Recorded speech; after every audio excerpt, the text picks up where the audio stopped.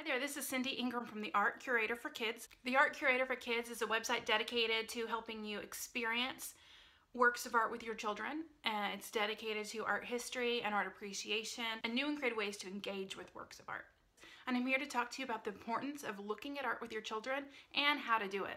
So we all know that creating art is a great way to express yourself. For children, it's a great way to develop fine motor skills and be creative. But looking at works of art with your children is also just as valuable. Looking and thinking and discussing works of art helps your children with a lot of different things. It helps them become more focused, more deliberate in their thinking. It helps their higher thinking skills, their creative thinking skills. If they can look at an artwork, think about it, about what it's about, they're using areas of their brain that they don't often get to use in other subjects. Looking at works of art is all about connection.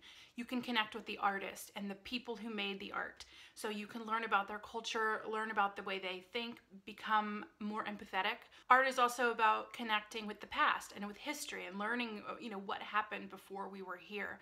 And that's an important lesson for any person to know. Looking at art helps us become more globally minded. Also, art is about connecting with yourself. When you look at a work of art and you think and you feel and you connect with it on a deeper level, it teaches you about yourself. Looking at works of art also teaches children to be more visually literate. Images are everywhere and they're manipulative and they're powerful, and looking at art helps students become more thoughtful and aware of what they're looking at. And it can help them discern what's the message behind this image I'm looking at. What is the company that's made this? What are they trying to get from me?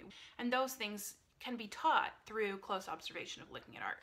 And above all else, art can teach us curiosity and wonder and helps us foster an excitement about the world that we live in. And sparking that in a child will impact the rest of their life. One of the main goals in my career is to help people get comfortable looking at and talking about and connecting to and understanding works of art and understanding the value that they have on their lives and understand that art is for everyone. I feel that the everyday person feels like they are missing something when it comes to looking at art, that there is something that they should have or they should know or they should do to be able to understand art better, and that they don't have that. But I'm here to tell you that you all have that. We're all born with it. We can connect with works of art. There is nothing you need to know that will all of a sudden make you good at it. So the best thing to do is to actually do it, to go to museums, look at works of art, go to museum websites, look at the images there, open up a library book and study the art of different cultures and different artists, and just enjoy it and experience it. While you might feel unable to look at art and experience it and enjoy it, your children don't have that. They don't have that hesitation. And all the time that I've spent looking at and talking about artwork with children, they know what to do. So here are my main tips for how to talk about art with your children. Okay, so you go into a museum, you're faced with a work of art that is interesting to you. That's what I always do, is I look for what catches my eye and I go stand in front of it. A lot of people are tempted to take a look, then take a picture, they always do that, and then read the label. I actually advise against that. I don't want you to hear what someone else is saying about this artwork right away. Anyway, that's my first tip, is don't get the answers or give the answers to your children until they've had a chance to look at it themselves and think about it for themselves. So when you're faced with a work of art, stop, look, and ask questions. What do you see? What's going on here? What do you think the artist is trying to say? What catches your eye? What do you like about this? What do you not like about this? Those are all questions that are open-ended, that can spark thinking. You can talk about, what story is being told or what feelings or emotions are present. Do that stuff first. And then if you're interested in hearing what the museum has to say, which is who writes that label, then you can read it.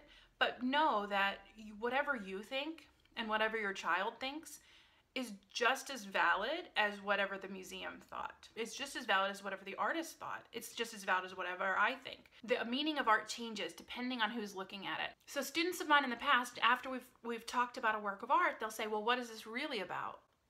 I'm like, what does it matter what it's really about? It doesn't matter, because what you think is the answer. And so I often won't even give them the real meaning at all, because sometimes if I do that, then they will all of a sudden think, oh, I got it wrong, and I'm not good at this. Whatever you think is right. There is no wrong. So in addition to discussing art, you can also be more creative with what you do in front of a work of art. One of the most fun things to do is to do some kinesthetic movement activities. Put your body into the pose of the characters and talk about what it feels like to be them. Another thing I also love to do is to have students write poetry about works of art. You can do haikus or any other type of poem that gets students thinking about the feelings and the setting and things like that. Along the same vein, you can write stories, you can write, talk about what happened before and after the scene. You could also integrate your child's toys into it. I recently showed my children the painting Peaceable Kingdom by Edward Hicks, and my 3-year-old was just running around looking for her animal toys to contribute to the discussion. You can also have students draw and sketch the artworks, or draw what happened next, or what happened before, or maybe draw what the character sees, what else, what could be in front of them, or what can be to the side.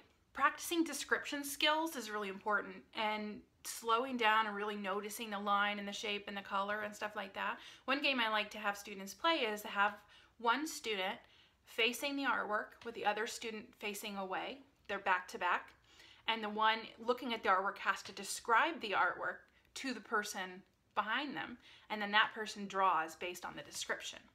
And then they can see, well, how good was the description? How good was I at noticing all the details? So if you're feeling a little bit daunted by this, at most museums they have activities for kids there. Just ask at the information desk if they have any family guides, and often they will have some printed materials that tell you what artworks to focus on, what games you can play, what questions to ask. Often they'll have scavenger hunt with prizes at the end. So just don't hesitate to ask, because sometimes it's not very clear and advertised once you're in the museum. But overall, just enjoy it, have fun, look at art with your kids, don't be afraid. The best advice I could give you is just to go and do it. And while you may not notice the impact of the experience right away on your children, just know that these experiences become a part of your child, and every artwork that they look at becomes a story that they have and an image that they have stored in their arsenal, and that will help prepare them to be global citizens. Okay, thank you so much for watching this video. Please visit artcuratorforkids.com/subscribe to get some free printable worksheets to use with any work of art. Have a lovely day. Thank you so much for watching. Bye.